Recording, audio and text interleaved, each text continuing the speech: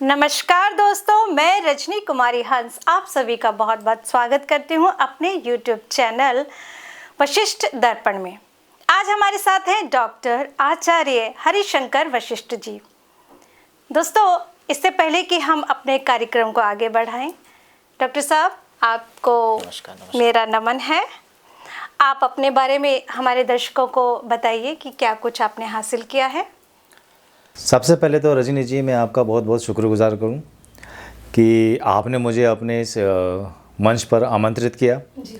और मेरा बहुत बड़ा सौभाग्य है कि इस मंच पर आकर मुझे कुछ बोलने का अवसर मिला। देखिए, जहां तक बात है मेरे इस प्रोफेशन की, तो मैं पिछले 20 वर्षों से इसमें कार्यरत हूं और 2012 में मैंने आचार्य का डिग्री प्राप्त की थी। उसके बाद मैंने इसमें और रिसर्च की और पढ़ाई की और उसके बाद 2019 से मैंने इसमें शोध करना शुरू किया, जब कोरोना का टाइम चल रहा था। उसका शोध करते करते करते करते मुझे ऐसा लगा कि कुछ इसमें बारीकियां हैं जिनको हमें अपनी दर्शकों को बताना चाहिए। फिर मेरे को इसमें आचार्य की डिग्री मिली। अब मैं इसी लाइन में आगे के लिए कार्यरत हूँ और इसी में लोगों की सेवा कर रहा हूँ। डॉक्टर साहब, आपने अपने बारे में बताया। अब मेरा एक क्वेश्चन है, मेरा ही नहीं हमारे दर्शकों का है कि जैसे त्योहार हैं, त्योहार मनाने के लिए मतलब भ्रांतियाँ सी उत्पन्न हो रही है, मतलब कन्फ्यूज़न सा है कि दिवाली 31 की है या 1 की है। तो आप प्रकाश डालिए।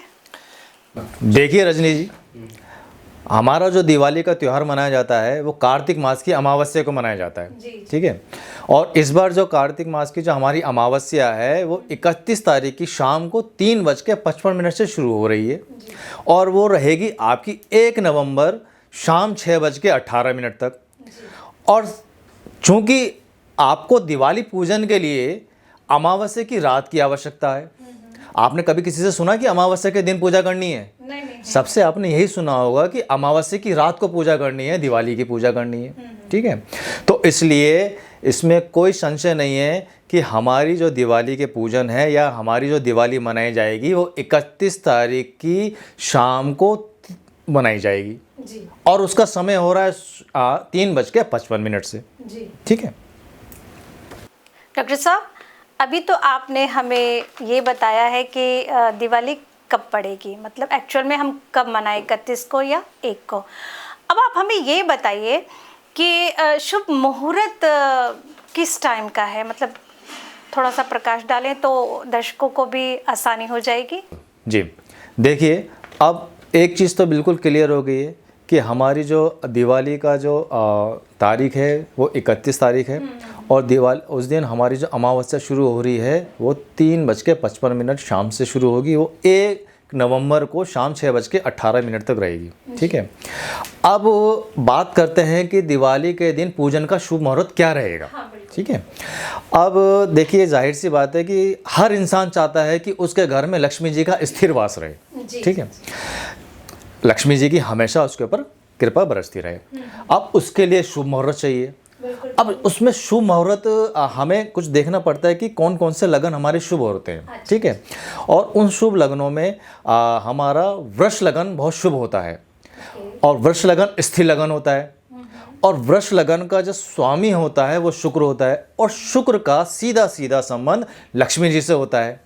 ठीक है।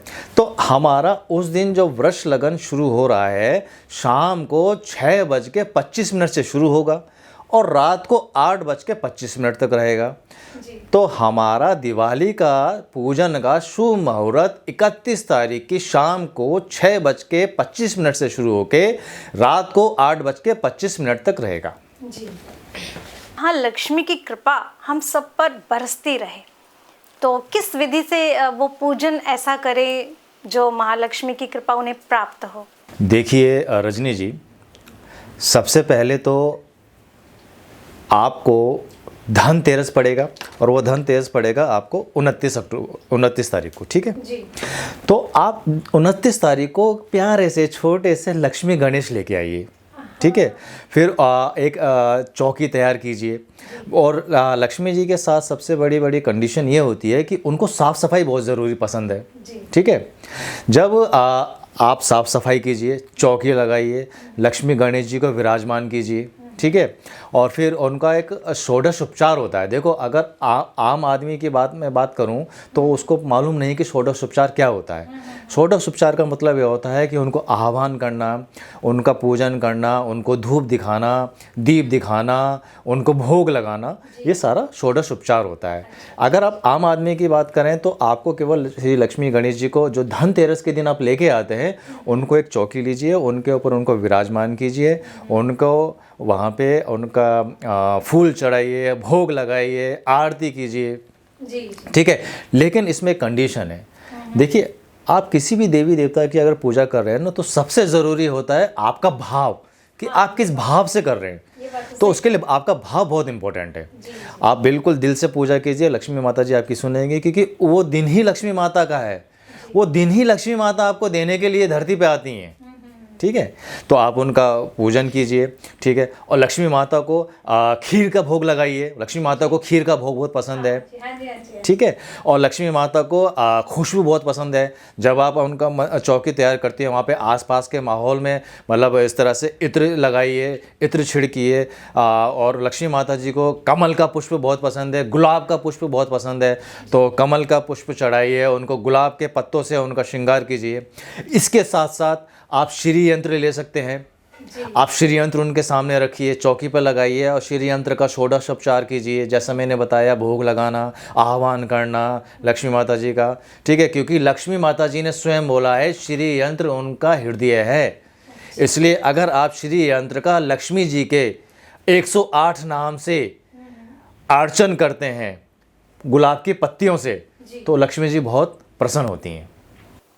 तो दर्शकों, हमारे डॉक्टर साहब ने बहुत सारी जानकारी दी है। आपको कैसी लगी, आप हमें कमेंट करके ज़रूर बताना।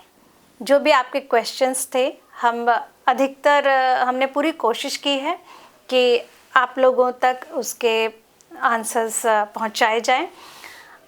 आप हमारे चैनल को भरपूर प्यार दीजिए, चैनल को सब्सक्राइब कीजिए, लाइक कीजिए, शेयर कीजिए, और हाँ, बेल आइकन का बटन दबाना मत भूलिएगा, क्योंकि हम इसी तरह की जानकारियों से भरी हुई वीडियोस लेकर आते रहेंगे। और हाँ, यदि किसी को अपनी कुंडली का विश्लेषण करवाना हो तो स्क्रीन पर जो नंबर दिए गए हैं, फ्लैश हो रहे हैं, आप वहां पर संपर्क कर सकते हैं।